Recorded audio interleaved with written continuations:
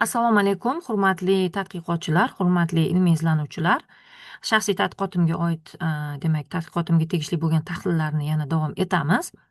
Yuqoridagi video qo'llanmalarda, demak, independent t-testni ishlagan edik. Qaysiki tadqiqotimga tegishli bo'lgan ikkita mustaqil guruhlar bor bo'lgan ikkita o'zgaruvchilar ishtirokida. Va hozirda endi, demak, uchta va undan ortiq guruhlari bo'lgan o'zgaruvchilar ishtirokidagi testlarga o'tamiz.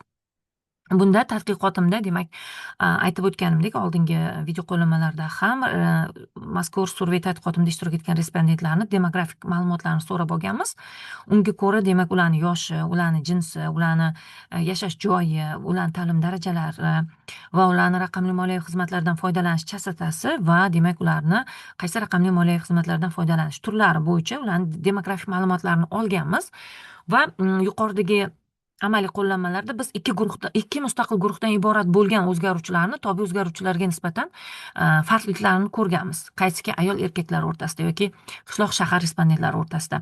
Ana endi, demak, tadqiqot ishimda, demak, respondentlarni 3 va undan ortiq guruhlari borasida guruhlari ham bor. Qaysiki, masalan, ta'lim darajasiga ko'ra respondentlarning guruhlari bor yoki raqamli moliyaviy xizmatlardan foydalanish chastotasiga ko'ra guruhlar bor yoki yosh kategoriyalariga ko'ra guruhlar bor. Bunda, demak, tadqiqotimda kasb-hunar kollejini bitirganlik birinchi guruh, undan keyin bakalavr darajasi ikkinchi, undan keyin master uchinchi, undan keyin PhD 4 va DS 5, ya'ni education variable'da, ta'lim darajasi variable'da respondentlar 5 guruhga ajratilgan. Biz endi mana shu 5 guruh o'rtasidagi farqliliklarni ko'rmoqchimiz. Qaysiki, ularni o'sha tobe o'zgaruvchiga bergan baholari bo'yicha. Buning uchun biz endi ANOVA testini ishlatishimiz kerak bo'ladi. ANOVA, biroz nazariy ma'lumot taqdim etaman, tanishtirib o'taman. ANOVA, Analysis of Variance deyiladi. 2 emas, 3 va undan ortiq mustaqil guruh. Boya sanab berdim, masalan, menikida, men tadqiqotim bo'yicha, education bo'yicha, demak, 3 va undan ortiq mustaqil guruh o'rtasidagi o'rtachalarni bir vaqtni o'zida solishtiradi. Masalan, 3 xil o'qitish metodini qo'llagan guruhlarni test natijalari farq qiladimi, yo'qmi? Ya'ni har bir guruhni alohida t-test bilan, ya'ni qaysiki yuqoridagi sizga taqdim etganim t-test, ya'ni independent t-test bilan solishtirilmaydida, solishtiradigan bo'lsak, xato ehtimoli oshib ketadi. Xato ehtimoli oshib ketadi. ANOVA esa bunda 3 va undan ortiq guruhlarni, demak, bir vaqtda tekshiradi va bu xatoni kamaytiradi. Va ANOVAda F statistika qiymati chiqadi va mazkur, demak, qiymat signifikantmi yo'qmi, P qiymat bilan aniqlanadi. Agar P qiymatimiz 5% dan kichik bo'lsa, ya'ni 0.05 dan kichik bo'ladigan bo'lsa, deylik, biz o'rganayotgan o'sha guruhlar, ya'ni masalan, hozirgi ishimda, demak, respondentlarni 5 guruhga bo'lib olganmiz ta'lim darajasiga ko'ra. Mana shu guruhlar orasida kamida bittasida statistik farq bor ekanligini ANOVA ko'rsatib beradi. Agar P qiymat 0.05 dan kichik bo'lsa, agar P qiymat 0.05 dan katta bo'ladigan bo'lsa, guruhlar o'rtasida farqi yo'q, farq teng deyiladi.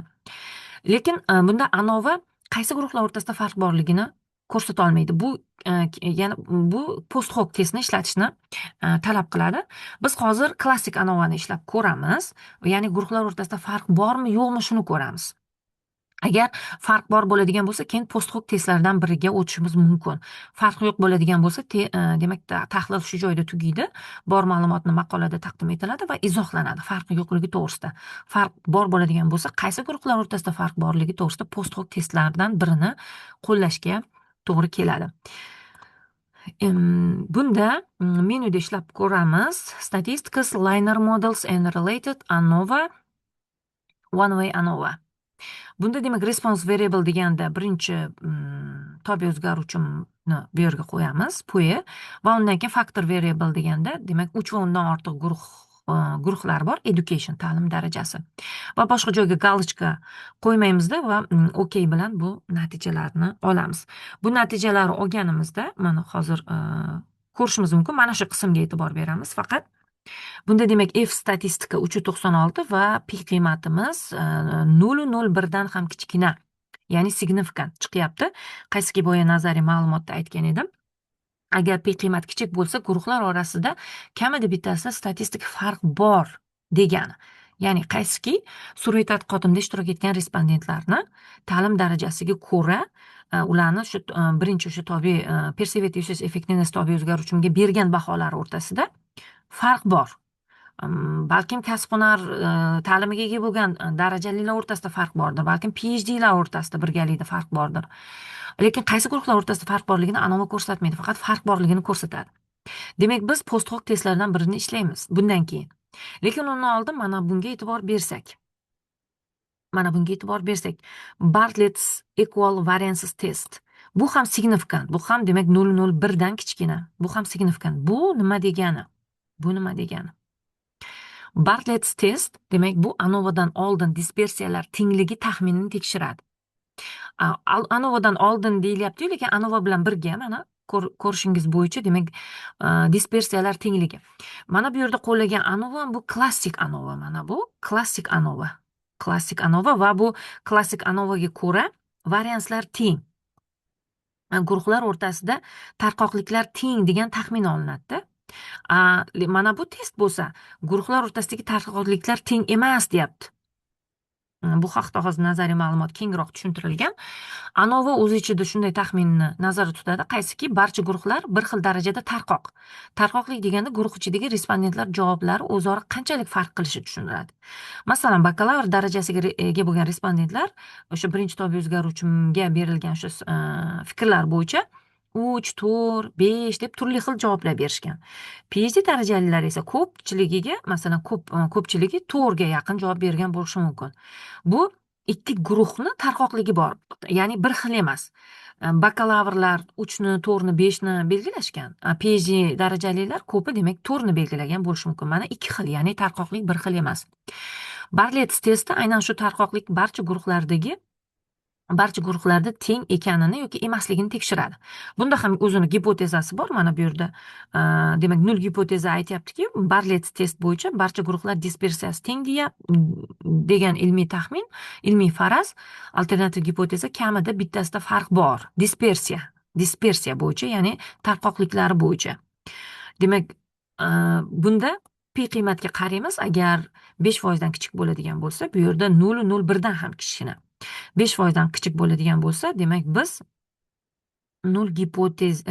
alternativ gipotezani qabul qilamiz. Qaysiki, guruhlar o'rtasida kamida bittasida dispersiyalar, ya'ni tarqoqligi bo'yicha farq bor.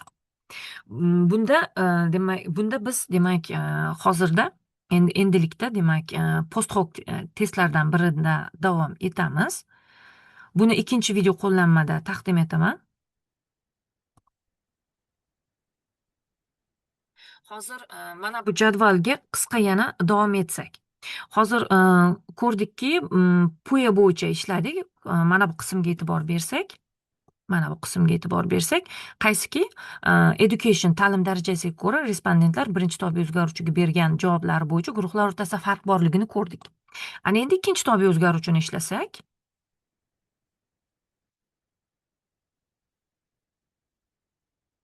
social impact, mana bu jihatiga e'tibor beramiz. Hozirda F statistika 3,11, p qiymatimiz 0,2 dan kichkina ekan. Ya'ni 0,5 dan kichkina signifikant. Bu nima deyapti? Demak, ikkinchi tobe o'zgaruvchi social impact tobe o'zgaruvchisiga respondentlarni bergan javoblari o'rtasida farq bor. Qaysiki, ularni ta'lim darajalariga ko'ra. 5 xil ta'lim darajasi bo'ladigan bo'lsa, ular social impactga demak bergan javoblari o'rtasida farq bor. Demak, ko'rdikki, har ikkalasida ham farq bor. Har ikki tobe o'zgaruvchiga bergan javoblar o'rtasida ta'lim darajalariga ko'ra respondentlarni farq bor. Mana bu natijani shunday joylamadimda maqolaga, mana bunday umumlashtirdim. Variable, dependent variablelar, bu yerda F statistika va DF demak qiymatlari har biriniga alohida yozdim va p qiymatlarini yozib qo'ydim. Qaysiki, mana bu natijalarni umumlashtirib, mana bu kichkina jadvalcha ko'rinishda. Va bu yerda demak izohlar. Qaysiki one way ANOVA qo'llanildi va unda demak guruhlar o'rtasida statistik ahamiyatli farqliklar aniqlandi. Mana bu qiymatlar bo'yicha va bu topilmalar demak bu guruhlar o'rtasida demak ahamiyatli farqliklar borligini ko'rsatadi. Ya'ni post hoc test bilan yana davom etish kerak. Chunki ANOVA yuqorida aytdim, farq borligini aytadi faqat, bo'ldi. qaysiki farq bor, lekin qaysi guruhlar o'rtasida farq borligini ayta olmaydi. Buning uchun demak, Bonferroni bo'lishi mumkin yoki 2K bo'lishi mumkin. Mana shu kabi post hoc testlar bilan qaysi guruhlar o'rtasida farq borligini bilishimiz mumkin. Hurmatli tadqiqotchilar, hozir bu birinchi qism videoni tugallayman va keyingi qismda post hoc testlardan biri Bonferroni testini ishlab ko'rib, qaysi guruhlar o'rtasida farq borligini ko'ramiz. E'tiboringiz uchun katta rahmat.